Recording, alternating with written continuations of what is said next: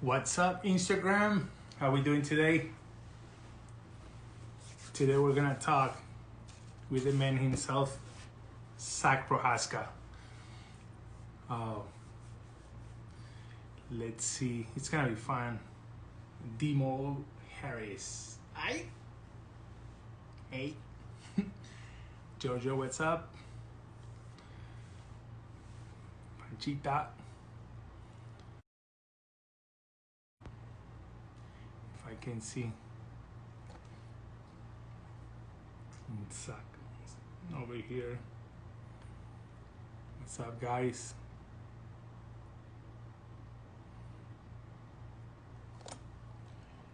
Let me try to find him.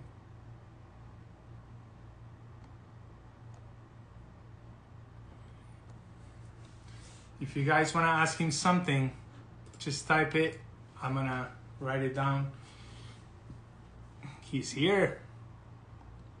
Let's do this.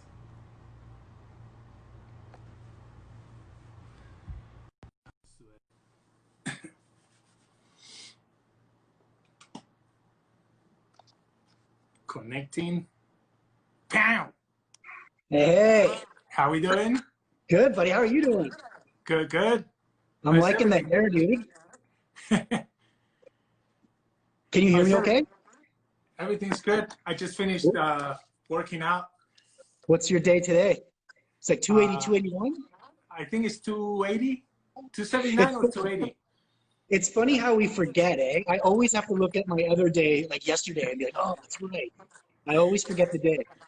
I can't keep the count. It's crazy. And I even, so many times I forget. I'm like, what did I do yesterday? Like, did Yeah, I man. do shoulders, chest? Like, it's crazy. And you know what's funny, man? There's been like there's other people that have been doing it too, and it's very common. Like we're all just like, man, I forget the days all the time. That's That's awesome. good. Yeah, man, that's huge. I knew you were gonna go. Dude, honestly, when you said that you were gonna do it, I was like, man, this guy's not gonna stop. I How do you feel? I I thought about stopping so many times. Like, it's crazy. So obviously you already passed 1,000 days. Yeah. That's insane.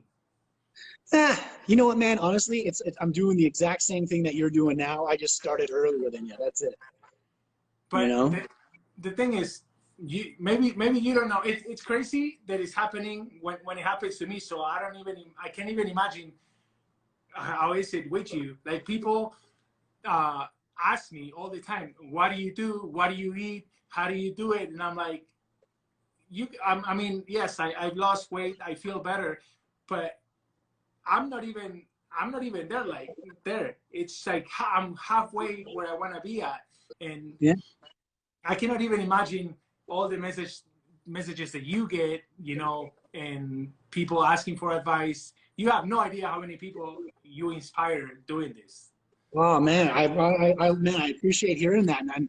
It's funny, man. All I'm doing is just going to the gym and just working out, and it's funny, like people, same thing. They ask me, how do you do it? And I'm just like, I just go. But I remember a time where I would have asked myself the same question, like, how do you do it, right? And then it's just, well, you know how it is, man. Day by day, you put in a little bit of work, and time flies, right? So originally my goal was a week, right? And then I got to the week, and it just didn't stop there.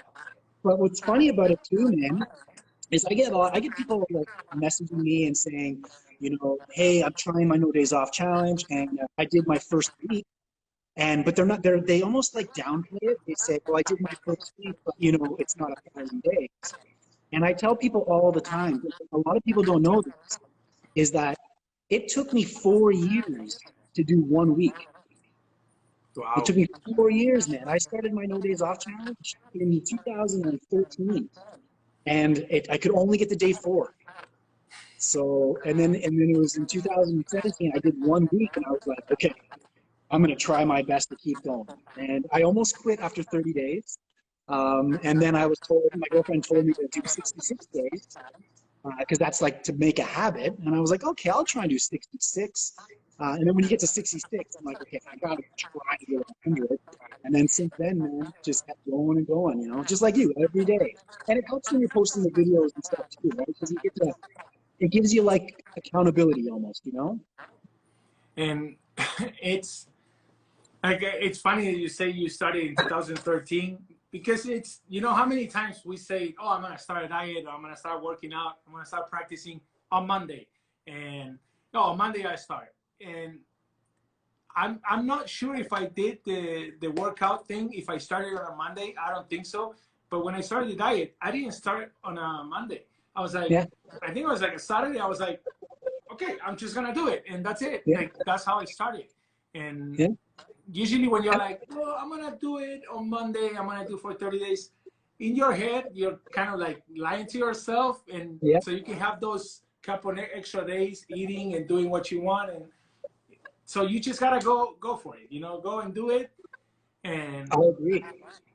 it's just crazy, like how many times you thought about quitting, not like quitting working out, but being like, I'm gonna skip the day today. Like, how many Yeah. times have you thought To be about it? honest, man, I found with the challenge, I had more days like that before the before I reached around day 60. Like the first bit was tough, right? Like I almost didn't go, man. There was times where I would sit in the parking lot and be like, who cares?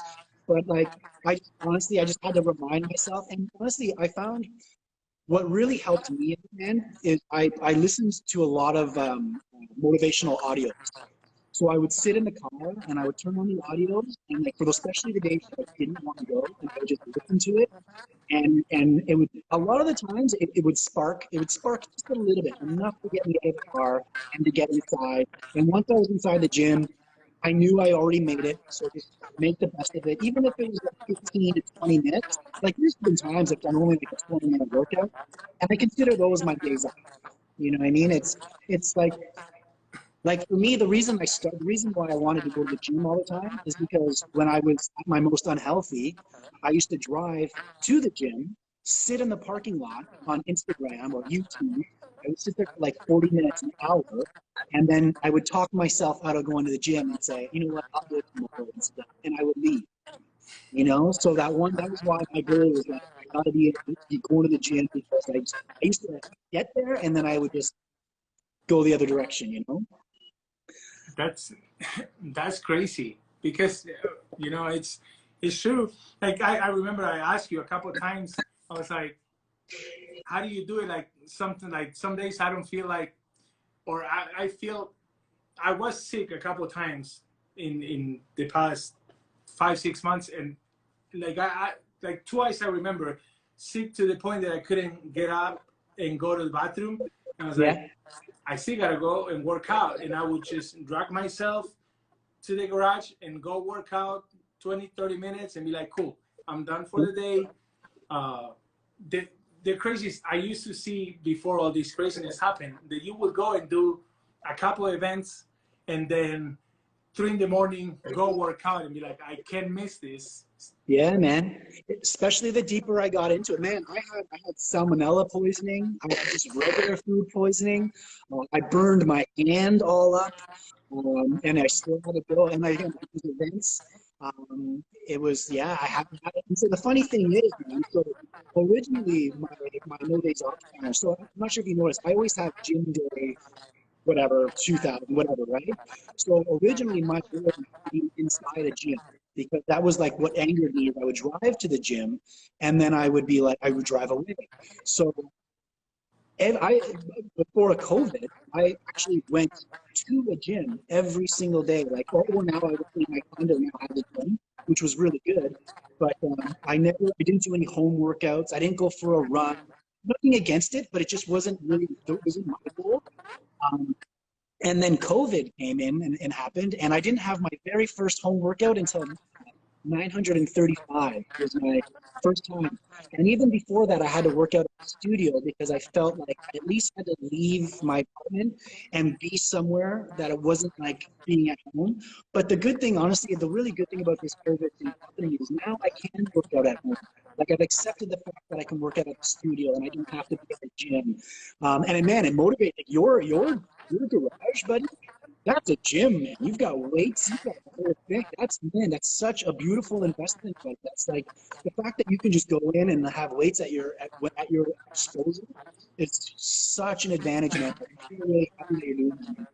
It's the reason why I did it is because it's like in my mentality, the way I see things is I can learn everything. I can teach myself to do everything. So like I never went to school to learn English, never took a lesson to play guitar, like just all self-taught. So again, with the gym, instead of going, I was like, I can have it at home and do it myself. I don't need to go somewhere because sometimes I don't have, I only have an hour. And if I have an hour, I got to drive 10, 15 minutes, work out for 30 minutes, and then another 10, 15 minutes back. I'm like, I wanna use the time, the entire hour. So then I went and started buying stuff. And it took me almost like 3 years to get everything, patiently waiting. Like when I got all the dumbbells, I got a great deal in OfferUp, and like it was an insane deal. Like it was like $250 for all that weight. It's nothing. That's the guy crazy. he just wanted to get rid of, and he wanted some money. I was like, cool. But the one thing that helped me a lot that I really thought that it was not gonna be good, it's the Peloton bike. Yeah. When I got it, we were talking about getting it. I'm like, I don't know, just like the bike. I don't see myself like I love the treadmill. And as soon as we got it, I try to do at least one class a day. Most of the times I do 2 classes.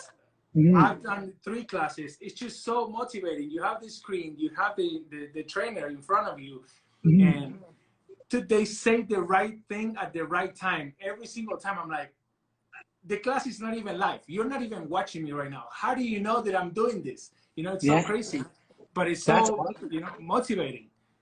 Yeah, I see you on that. I see it. It's a pretty popular thing now, eh? That what do you call it again? Is there one Peloton? Pendleton. And I want the treadmill. It's just so expensive, the treadmill, but it's great. And like I use it for motivation. Like for me, the numbers when you put the number like, okay, 280 out of 300, it's my way. I'm very competitive, so it's my way of competing with myself all the time. And I'm like, you went this far. Are you really gonna quit now? Now you gotta do it. Now you gotta reach 300. Like, when I went to Latvia for Flair Mania, I woke up early before my flight to work out, shower, change, went to the airport, did all the flights, got to Latvia, got to the hotel, drop off my stuff into the room, and went to the gym because it was the next day in Latvia. So I didn't want to miss that workout either. I love it. And I was like, I never thought I was gonna do that. Never in my life. Right. But now it's like, honestly, now it's like a daily routine, right? Like it's the thing that you just, it's for me, it's the most important thing of the day.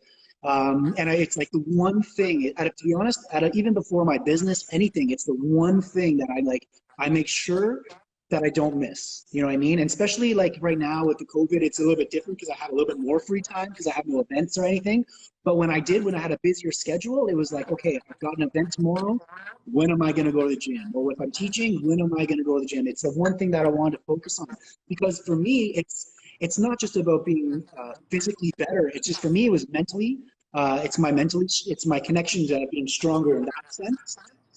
And yeah, it's crazy how it just becomes a habit. But you have to admit, right? You have to admit it gets easier, right? Like it's not super challenging anymore, right? Sometimes yes, but now it's just like, you go for a workout. You work out. For me, it gets harder when I don't work out in the morning. Like when I wake up, that's the first thing that I gotta do. I gotta go work out. It helps me. Like I start my day differently. When I don't work out and I wait till the afternoon, man, that's hard. Like I'm like, now I gotta go and work out. Like, and usually like now here's 11:15, and I already worked out. I just treadmill, took a class, worked out. Like I did everything, and it's already 11:15. I can go on with my day, Yeah. and I have the energy, which is that's the main thing. It gives me Mhm. so much energy during the day to go throughout the day without taking an energy drink or none of that. Yeah, man. It's funny, man. I used to work out like at nighttime. And then I would say probably about maybe 4 months ago or whatever, I started to do the morning workouts. And you're absolutely right, man. Once I got that routine in the morning, it's way better than the night. Like I found if I were to go in at like 7 p.m. or something a little bit later on, I didn't have the same workout. I was just like, I wasn't as energized. I was kind of like going through the motions, you know. But when you wake up and it starts your day off, and then man, you come into work after, you feel good. You got a little bit of a body pump. Your body's happy. You're proud of the work that you put in. It's just a next level energy. And you're absolutely right. The morning workouts for me, like I like them much better now. With this whole COVID thing now, it's a little bit different. My schedule is all over the place. Just because I have so much more free time. But yeah, when the gyms finally open up again, yeah, back in the morning, man, I enjoyed it in the morning too. Nice. And now that you say that you have a lot more free time, so I've seen that you have the master class now online. Yeah. Uh, you did that after the COVID-19, right? Like you announced it. I did it, to be honest, man, I did it just before the COVID. And honestly, I was lucky. It really was, it's been very helpful for me. Just because, for example, like I tell people this all the time, this year has been the busiest event season that I've ever experienced, but I've never got to experience it. You know what I mean? I was booked like I was like, wow, like this is the best. This is the best thing that my business has ever happened to my business. But Wow. then the COVID kicked, and then everything went missing. You know, I had team building, I had all that just gone, right? And so I'm lucky that I opened up the masterclass. But the thing is, I actually opened up the masterclass. I want to say in October, but I had to like kind of reboot it. And I met some people that were very helpful with me, and they've kind of like took a look at it and kind of helped me go a little bit of a different direction. So I kind of went a little quiet. And then when we relaunched, it happened to be just, I think maybe about a month or actually like a couple of weeks or so before the COVID hit. And yeah, I'm thankful that I had it though, man. I really am. And I put a lot of work into it, so I would hate for it not to be able to work. And it's just, yeah, it's just timing just happened real weird, for everyone. It's crazy, and as you're saying it, it's crazy because you're telling me it was gonna be your busiest year with your business, and it went away just like that, and you still have a smile on your face, and you're like, this is just what happened, and you keep on going. Like you don't get discouraged by that. You just go and be like, okay, I get back to that. I'm just gonna go with this, and I get back to that. Like it's so great, and I think it's so motivating for people to see and follow that example. Don't get frustrated if something that you really want doesn't happen right away. You just keep on going, moving around, and you'll get back to that. Like I know you're gonna get back to that in no time. And I know I've known you for quite a long time, so I know all the work that you put into all those videos, the classes. You had flair before, Yeah. and that you started with flair when? Oh man, I started flair in 2013, I think it was. Remember we were in Vegas and we rented the studio? Yeah, man, yeah. flair. That was to be honest, man, that was a really good experience. It was a good experience, man. It didn't work out the way I wanted it to work. But to be honest, it wasn't really what I believe in now anyways, to be honest. I've changed the way I teach flair bartending now.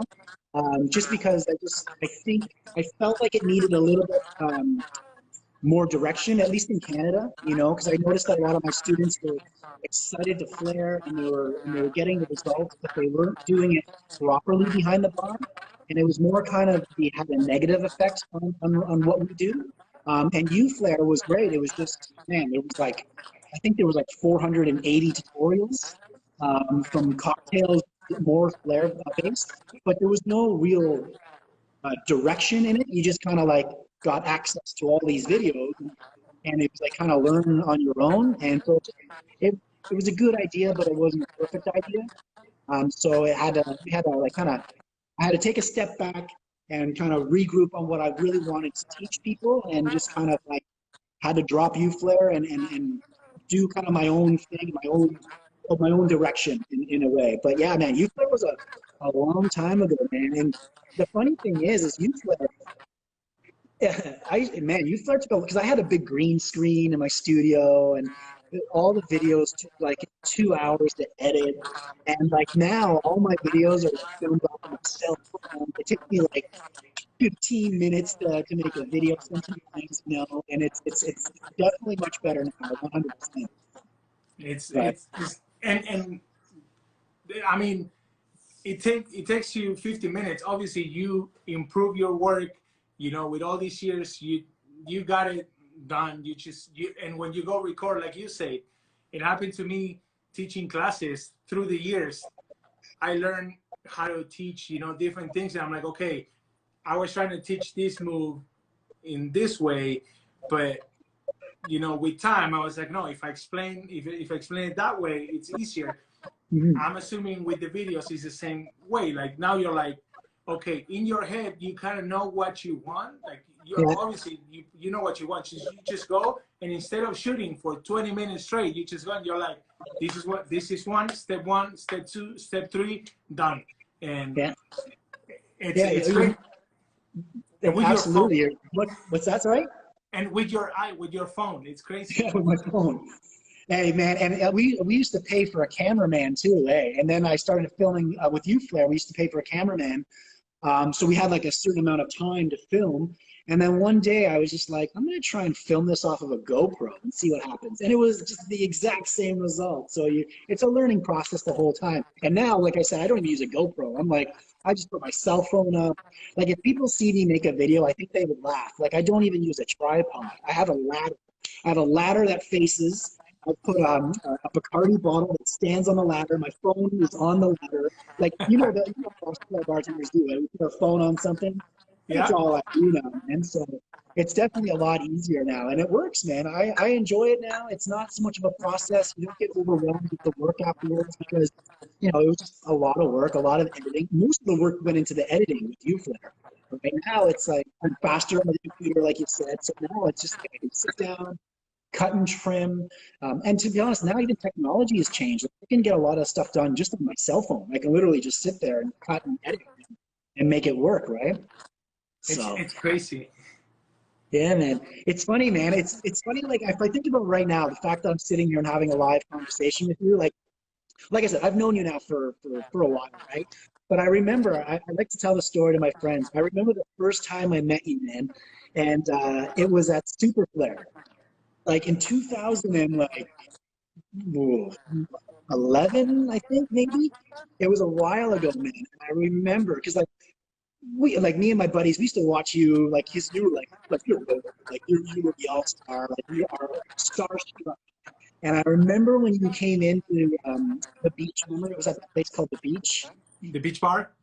Yeah, the Beach Bar. Man, I remember my jaw was like, oh my God. Like, I remember being so nervous to talk to you, man. It was the funniest thing. But even better, man, I remember we went with our friends and we were late for like the bartender's dinner. Remember they used to have like a dinner like before? I'm not sure if you remember, but there was like, you just had like a little bit of a dinner and people would sit there. I remember me and my friends, we were late for the dinner. And we came in and everybody was sitting at the tables and there was one table off to the left that was empty, and it was me and my friends, and we sat at this table and we were jealous because we were looking at all the pros at one table. But what we didn't realize is that you guys were late too. So when you came, all of a sudden the door opened up and you came in, and Dario Doimo came in, and Marco Canova and Oribe. And I remember, man, that was the moment, and it was, you guys had to sit at our table. And I remember just sitting there being like, oh my God. And I remember I went up to you. The only thing I used to say to you, I mean, the first thing I think I said to you that I remember, I just went up to you was like, man, you're amazing. You're going to do so good on stage. And I remember your response that you were like, oh man, you're going to make me nervous. And that was it. But you were joking. You were humble about it. But I remember saying, man, I just can't believe I spoke to Rodney Bartell. So it was crazy, man. Like, funny. And that was like, man, 9 years ago. That's just crazy. That's crazy. That's a long time ago. That I missed that competition. It was a good time. It was a good time. Lots of drinking. Lots of drinking. Lots of drinking. Yeah, well, I don't think you were good. You were good. I was gonna say, like, I hardly drink when I was going to competitions. I was always like, okay, qualifying round's over. Okay, see you later. Go to the hotel, chill. Like always, I will always try to stay away from drinking. Yeah, and the funny thing is, man, me and my friends used to talk about that. Like, we'd be sitting in the hotel room being like, and Roto doesn't even drink. He's so professional. Like we were just like, it was funny, man. Like, the next level. Like, but like, it's crazy to like when I look back at like how I looked at you, because like, I'll be honest, man. Like, in the flair world, you blew my mind. Like, your brother your brother inspired a lot of people. He had beautiful flow. He was teaching, you know. But when I saw you, I was like, man, the stuff that you were doing, the difficulty, like, it blew my mind. It blew my mind. Like, some stuff, like, you know. And the funny thing is like, a lot of the stuff that you were doing, like, what, 20 years ago, like, I see a lot of guys doing now. And I'm like, man, like, you were way ahead of your time. Like, especially, in my opinion, especially with the difficulty, like, some of the stuff, like, some of the videos that I used to see you do, anyone I would watch, we would, like, all, like, lose control and, like, get our head. I can't believe you did that. You used to, like, create expressions out of people. Like, it was crazy to see, man. It's really awesome, man. What you've done for this sport, man. Honestly, I think without you, man, I think you showed people that the difficulty level in flair bartending can just go way above what a lot of people were doing at the time. In my opinion, like, at that time, I was like, I can't believe the stuff that you were letting. The bumps, the foot stall, the head stall, like, all that stuff, man. It was crazy back then. I love thinking about it. Thank you. It was a great time. Like, I uploaded the bottle slinger yesterday on my YouTube channel. Just the flair side of it, and I was watching Adriano, and I'm like, there's one thing that if they have, like, whoever has the time to go and check it out, his 6 bottle move, like, it's hard. It's super hard to do it right now. He was doing it back in 2000. Yeah. And I was always like, I will go and tell him. I'm like, dude, you practice so hard.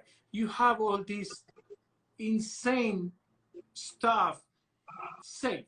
You don't want to show it. It's like, why? He said, well, like, he was always, you know, kind of like playing it safe. Yeah. And like, obviously my style is different. It happened so many times that I came up with the move and I was like, I'll do it now. And I went on stage and just tried it.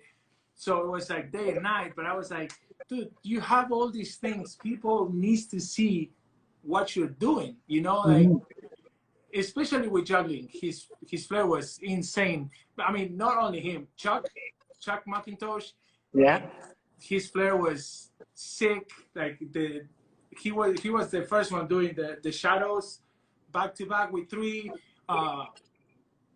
and like, dude, like, when I went and started editing that video to post, I was like, oh my God, like, those were the good times. I mean, not that they're not now, like, flair is different, but it was, man, it's funny, you can't find any of the bottle slinger stuff now, eh? Like, I had all of them. I don't remember what happened to my DVDs, but like, they were huge and they were fun to watch, man. It had a bit of that, like, wild party life that the bartenders live, but it also showed, like, where the discipline came in. Because, like, when you saw you guys throwing around, even like Chuck Mack, like, he was really good. He was a little bit on the crazier side, a fellow crazy Canadian. But yeah, man, a lot of that stuff was just unreal, and and that really pushed flair too. I felt it really made people realize the skill level that it's at. And to be honest, I liked the old school flair a lot too, man. And like you said, it was ahead of the game. Like a lot of the stuff in that video, even if you were to do that nowadays, it's difficult, man. It's next level hard. And right? the one I was like, as I was talking, I was like, this is one thing that I haven't seen. I don't know if you teach it on your class.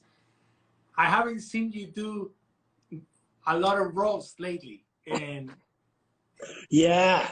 To be honest, man, it's weird that you said that. Hey, I thought about that the other day. There was a moment there where that's all I practiced was rolls. I still have a little bit of fun. I'll be honest too, man. I don't practice as much as I want to.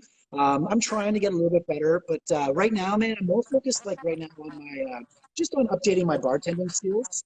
To be honest, man, I do want to start competing again. I'm gonna give myself some time though, because the skill level that everyone's at now, like I'm miles behind.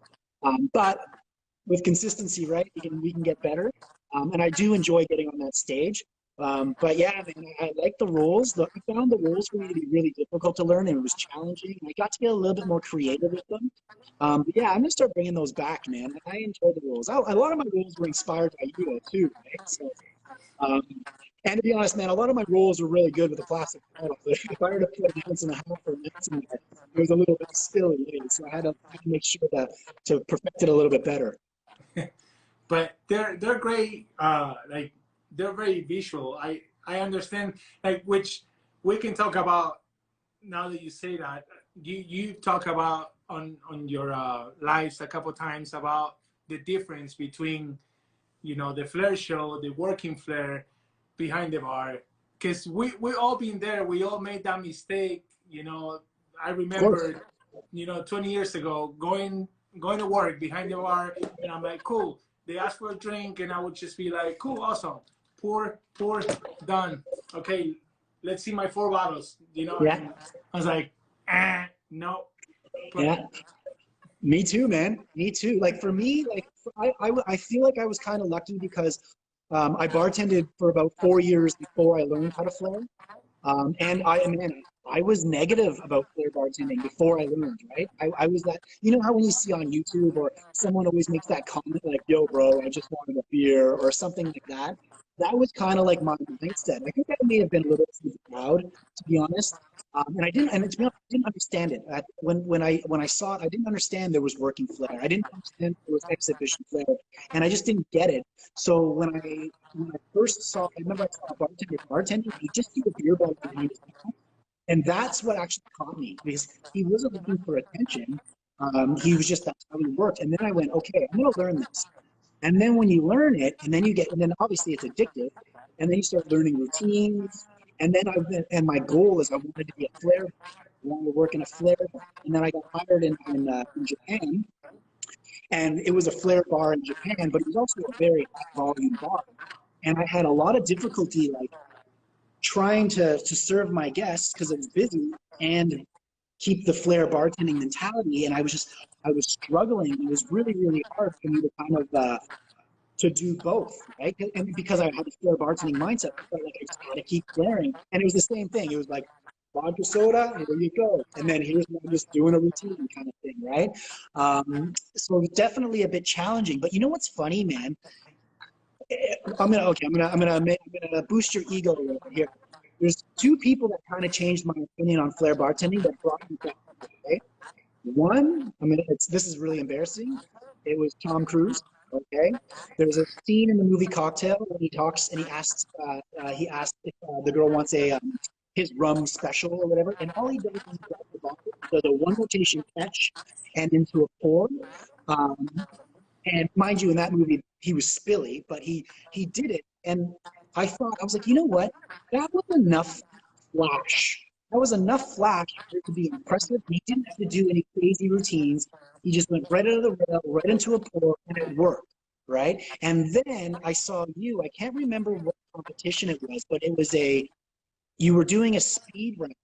And you did the same thing. It was just like you just did a 1 rotation to a pour. Because I think they gave you extra points if you added flair to your speed round. I'm not 100% sure, but I remember it was you. And I was watching you do the speed round, and you incorporated it. And for me, it changed my mind. I was like, oh man, like, that's it. I'm going to stop doing these routines behind the bar, and I'm just going to let myself bartend with style. And I had to adjust it, right? So it was just interesting to see that something so basic like that just brought me back to reality as a bartender. You know what I mean? But I can't remember what competition it was that you were in, but it was just all it was a simple 1, 2, 3, 4, and I was like, that's how it's done. That's how it's supposed to be done. So it was crazy to see, man. I think it was Legends. They will give you a bonus for a flip, and then behind the back, two behind the Oh, we got a backs. little bit of a freeze. Yes, that's what it was. And you know, it was. So I think the story behind Legends with the speed run is Flippy. A couple years back, he went and did great rounds, but his speed wasn't that fast because he did everything with working flair. But Yeah. it was still pretty fast, but he was just like a behind the back, a flip, cut, nothing, just like go, go, go, little touches. And that's what people, like all the bartenders, like that they're starting to flair, they need to understand things that we didn't, like I didn't have the chance to have somebody telling me, hey, don't do that behind the bar. Like try to separate. You know, it took me a while to realize that people they don't want to see that, or you know, it just nowadays with Instagram, with Facebook, with YouTube, it's so crazy. Like they have all these tutorials from many different people, which I think it's amazing because back in the day it used to be so competitive that there was like one person would do this and he's like, okay, it's done, we don't need to do it.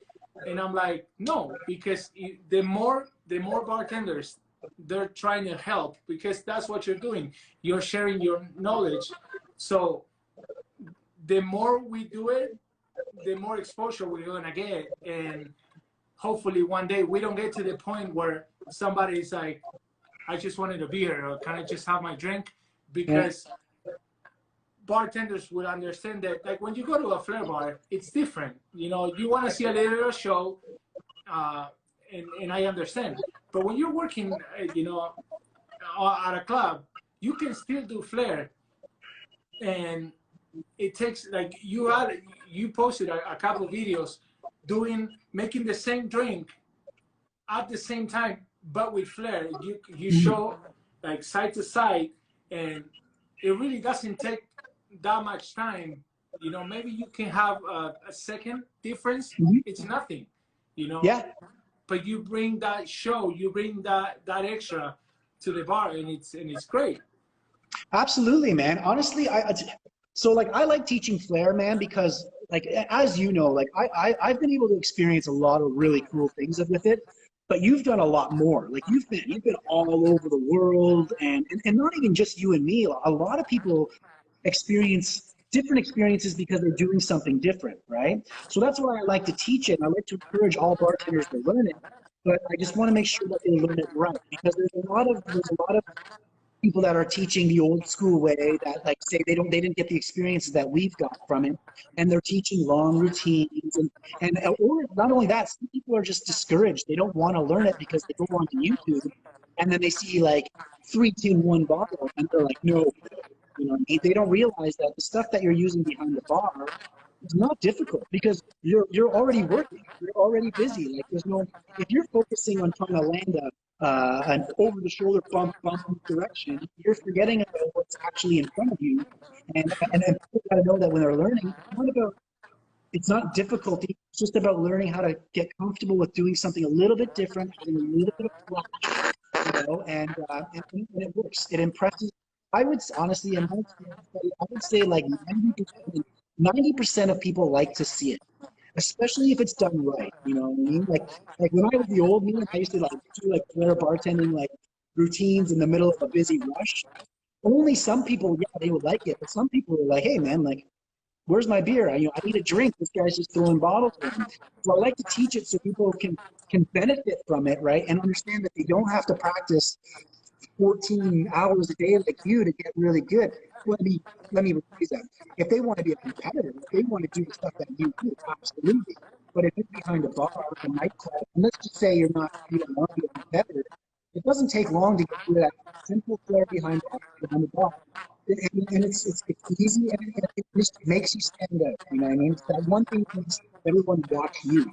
Because let's face it, like, it looks polished, and you don't have to throw a bottle around. Just a nice clean cup makes you look professional, right? And the funny thing is, there's bartenders out there, like, and nothing against them, they just haven't practiced it, but have been bartending for 20, 30 years, and if you were to tell them to do it, they will spill. They're not comfortable with it, right? And it's not that it's necessary, but it is if you want to look more professional, right? And a lot of it only takes 5, maybe 10 minutes of practice, maybe 20 minutes a day for certain things. But once you get it and you use it, you're going to benefit from it. And I was lucky because, like I said before, I hated flair. I thought it was silly. But when I learned how to do it, I honestly admit that I was wrong, because it's opened up a lot of doors for me. And I've seen you, like, man, all over the world, man. You've got followers, people love you. You're talking to one of them, man. First time I saw you, like I said, I had stars in my eyes. I was like, oh my God, there's Laura. Like, amazing, you know? But you know, the good thing about that is you were open-minded. You know, you were not like, no, flair, no. Even though you're saying it, you thought about, okay, and you know, like, it's, can I have just my drink and that's it? You were open-minded. You started learning, and then you're like, wait a minute, you can still do that and still have, you know, maintain that speed behind the bar. And it's, you know, it's just like everything else. I When I watch the videos now, all these videos that I'm posting, all these, I see myself pouring sometimes, and I'm like, oh my God, like, how can I, like, it's horrible. I didn't even know how to pour. And back then, when my brother would come to me and tell me, hey, you know what, when you're doing working flair, they can tell you're not a bartender, you're not working behind the bar, you're just practicing. And I'm like, how? It's impossible. I'm doing the same things with the bottles and you. And now I go back and watch it, and I'm like, it had nothing to do with the bottles. When I was pouring juice, that's when you can tell that I was not a bartender, you know. And it's crazy, you know. Yeah. And we all go through it, right? We all go through it. I saw when your brother said that in your show. He's like you can watch and go, he hasn't been bartending for a while. Like, he could, and we can all see it, because, you know, like, the simple pours and stuff like that. Like, it's that's what we do, right? It comes down to a pour, and if you were comfortable pouring, it shows experience, it shows polish. I think we've been able to add a little bit more to it, but it's just the offer the next level of experiences, in my opinion. You know what I mean? Like, a lot of people don't invest in the film, they don't see the importance, but I think guys like that who have been able to benefit, you more than me for sure. It's been such a game changer. Like, I always tell people, man, like, when you work in the bar, it doesn't matter about the tips that you make. Like, yeah, obviously, that's always a good thing. But, like, if you, for example, if you were to think back of all the different experiences that you've been able to have in your life because of having an open mind and going to learn something that will make you look like a rock star, like, man, you could probably talk for hours and hours about the city, the countries that you've traveled in, the people that you've met, you know, the opportunities, and the money, obviously, you know. It's awesome that I really am happy that I decided to join the flair world, because I don't think I would be where I am. And to be honest, man, not only that, man, the amount of confidence that you get from learning how to use flair behind the bar, and you're getting the reaction from people, it makes you more confident as a person. You know what I mean? Because you know you can do something that's impressive. You know what I mean? Like, it's, in my opinion, like, for example, I did a couple of years ago, I did a bodybuilding competition. And man, people were back there, and like, my coach was like, Zach, you know, you got to practice your posing and stuff, because, man, you have 1 minute on stage, you're going to be nervous, and you're saying all these things. And in my head, I'm like, I'm going to be 1 minute on stage, and I don't have to worry about dropping or spilling or breaking bottles. I'm like, let's do this. And when I was at the competition, man, like other competitors, you can see they're like, they were nervous. They were getting themselves ready. And for me, man, I had a blast because it was like getting on stage. It was the exact same thing as a junior flair competition. I got up there. I was like, I had a great time. And that's what I'm very thankful for. Is Flair bartending did that all the years of being in front of people. I remember I used to be for Flair bartending competition. I remember I used to be scared to get on stage. You know? And I bet you the same, right? You're nervous. You don't remember what you did on stage, you know. And then eventually you start to remember and you get better. And like, I remember going to competitions, man, and watching all you guys, all the pros.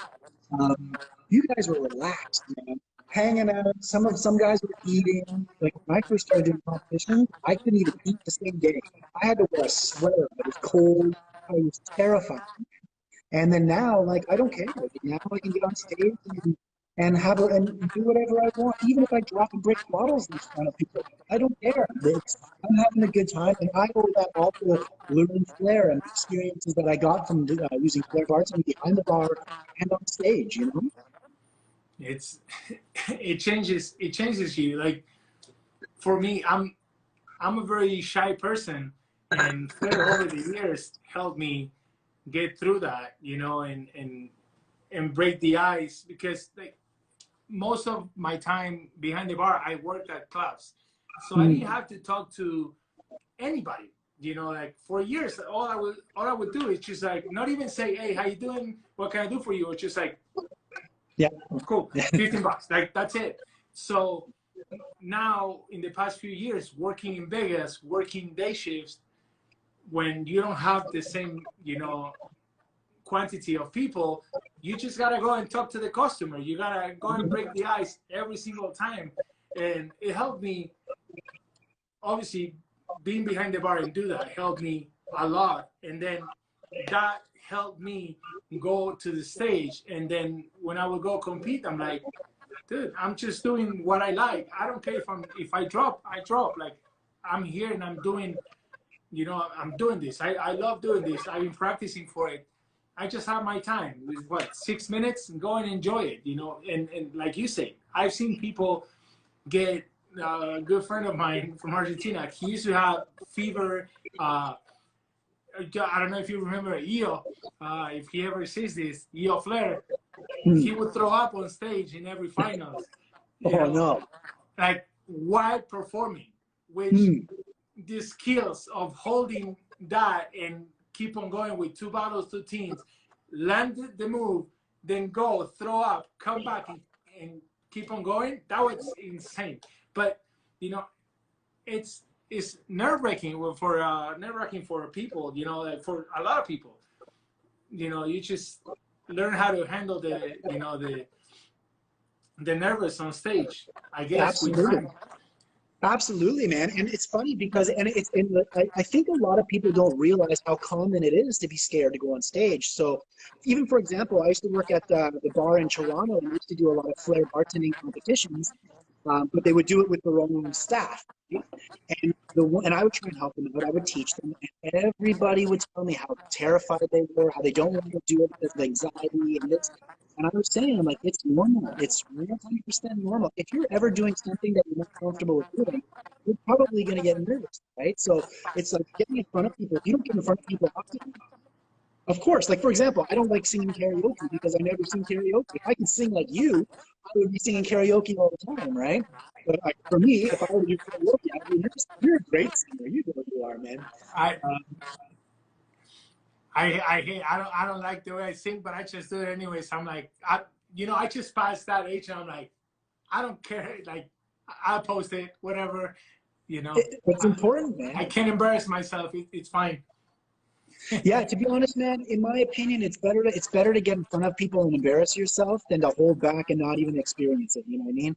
Because like even some of the like people ask me if I've ever broken bottles and stuff like that. Yeah, of course, you know what I mean. But I'd rather have the story that I broke a bottle than never have even tried. You know what I mean? It's something that I can laugh at myself by making mistakes. That's fine. I'm not worried if someone thinks I'm stupid or whatever. It's just their opinion. I'm happy. I'm doing what I want to do, and I'm enjoying it. Right? So it's normal for that. Right? Absolutely, absolutely.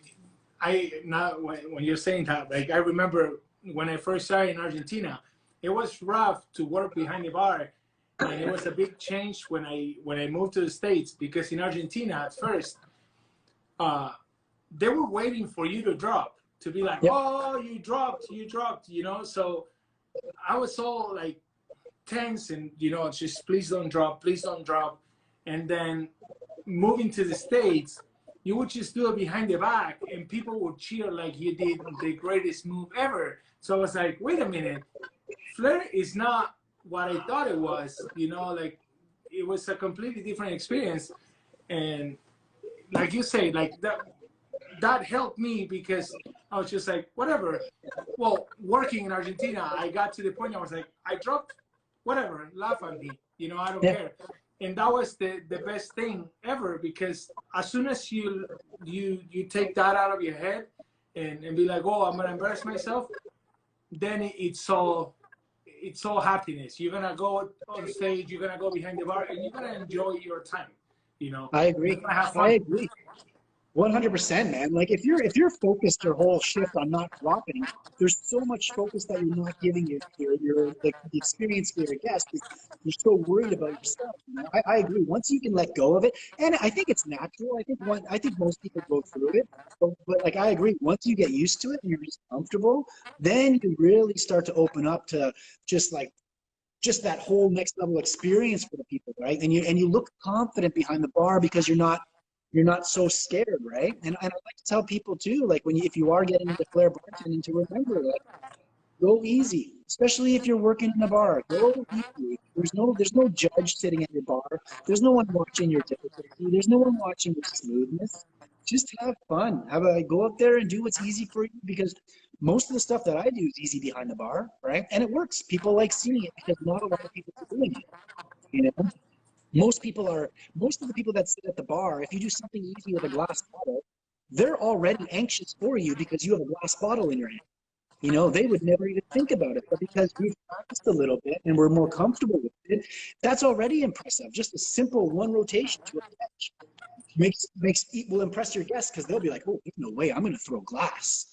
You know, because they're scared of it, but we put the time and practiced it. And a lot of the really easy bar tricks behind the bar, like, this doesn't take very long to learn. Like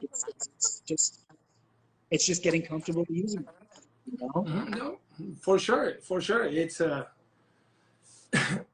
I mean, like when I go to work, all I do is follow team. Like Yeah. I don't do hard stuff. With time, you start testing the moves, and you're like, and you see that a simple, like you said before, you know, a simple cut looks great and Mhm. looks 20 times better than going 5 bumps, 3 on the other elbow, 3 misdirections to a pour. They don't understand the difficulty, but when you're pouring and you look at them and you cut, they're like, oh my God, he just looked at me, pour and cut and didn't spill. Great. And the moment you see that, it's a game changer. It's a game changer. And honestly, and what happens too is a lot of the times you'll work with other bartenders that can't do that. So then it just already makes you look more professional. In my opinion, I know it sounds bad. I don't ever like talking smack, but like for example, if I'm hired at an event and I'm partnered up with a somebody that is just doing the standard bartending, which is great. If I do something easy with flair, it could be the exact same thing, a nice easy cut. I will get a response from the guest, and a lot of the times, in my experience, the guest will ask the bartender that I'm working with, "Can you do that too?" And a lot of times they go, "No, I can't." But the thing is they don't realize that they can do it, and it only takes sometimes 10, 15 minutes of practice. Like for me, I remember when I practiced my cuts, I used to just stand over the sink and I would just try and aim for the plug, and I would just try and cut and always land in. I would just fill the bottle back up and do it again. And then in like 5 minutes, you start to get the feel for it, and you get better at it, you know. And then you do it with your left hand. But it's like you invest 15 minutes of practice, and then you have something like for the rest of your life that you can look at somebody and just cut. And it's like, wow, like that's professional. And it 15 minutes of practice, you know? Also, I wanted to show you something. I'm not sure if you can tell. Nice. That's you, buddy. That was when I first opened up Flair Studios Canada. That was before you, Flair. I had to paint over the whole thing because I didn't want it up there. But I had the whole old logo. Yeah, that's you right there, buddy. I can see it. That's awesome. Yeah, man. That's awesome. But so how do you feel about this whole health, like the whole healthiness behind the bar? Do you feel better behind the bar? Do you feel energy levels? Have you noticed anything like that at all? Oh, it's been a game changer for sure. I remember before I started doing the diet and all the whole workout thing. To be honest, well, I was almost I would say over 40 kilos overweight, like for where I'm at right now, and I couldn't get out of bed. Like I would wake up and I would just roll, just to fall, and then just get up, like grabbing myself, like using the bed to push myself up. It was rough. Like I would go to work and finish my shift destroyed. Like I could barely walk all like curved, and it was painful. And after, I would say like when like the diet started to help a little bit, but once I started working out, it changed completely. Like within a month, I wasn't tired anymore after a shift. Like, you know, I used to do doubles, being all that big, and it will hurt me so bad that I would need a day and a half to recover after my weekend. And now, right before this happened, the COVID, I will have a double. I will wake up, work out, go to work, go to my other job, go to sleep at 4 in the morning, wake up at 7, work out, and go to work again, and nothing. Like, it's amazing. My energy level was here. It's insane. That's amazing, man. I'll be honest, man. I noticed when I got to my unhealthiest, man, my energy levels, like when I used to teach people at the studio, man, like I would be standing and talking to them, and my eyes was like, and I used to lie to them. I'd say to my students, okay, guys, I want you to practice this for 20 minutes. I'm going to go to the bank. I'll be right back. And I used to go to the car and have a nap because I was so tired all the time. And I remember one of my students came out and saw that I was still parking. She walked up to the window and she took a picture of me and she texted to me. And I woke up from my nap. I used to have the alarm. And I woke up and I turned on my phone and I had a text message and I looked and there was a picture of me sleeping in the car. Just like, and I remember thinking it was crazy that I couldn't stay awake while teaching. And always around 2 o'clock, 3 o'clock, I was just always so tired. And then when I decided to like get on my diet and start exercising a bit, I remember at like 2 o'clock, I went to go have a nap because I did that every single day. And I remember lying there and I would close my eyes and my eyes would just open up. And I'd be like I couldn't sleep. And I remember being like, this is really weird. Like my energy's different. Like, I don't want to have a nap. And that was, for me, that was a really big eye-opener in the importance of being a little bit focused on myself, because like just a little bit of a meal plan change and a little bit more exercise, I noticed that my energy levels were different. And for me, that was my first like, eye-opener. I was like, wow, this is important. I'm going in the right direction. So I'm glad that your energy levels are back. Because I remember, man, you used to tell me how much you worked. Like, you'd be like, man, this guy worked at this bar, and he was like this, because you were working at Fuel? Were you working at like what was it? Senior Frogs in Margaritaville? Senior Frogs. That's right. Yeah, you were like working a lot, man. And I was just like, I don't know how he works this much because like, you, it's Las Vegas, man. You guys are like, you got a flair. Like this is one thing I think a lot of people don't understand. When you're watching you guys at a flair bar, the amount of work it is to work in a flair bar because you are constantly doing something. There's none of this like, there you go. It's something. You're always moving. And I know when I do flair events, like after the end of a flair event, I'm like I did something. I can feel it. Like I was on my feet for so long. I've been throwing bottles around. It's working. And to know that you do that in different like doubles is unreal, man. Unreal. It's rough. We have less than 30 seconds. Do you want me to call you back? Let's do it. I'll call you back in a minute. All right, buddy.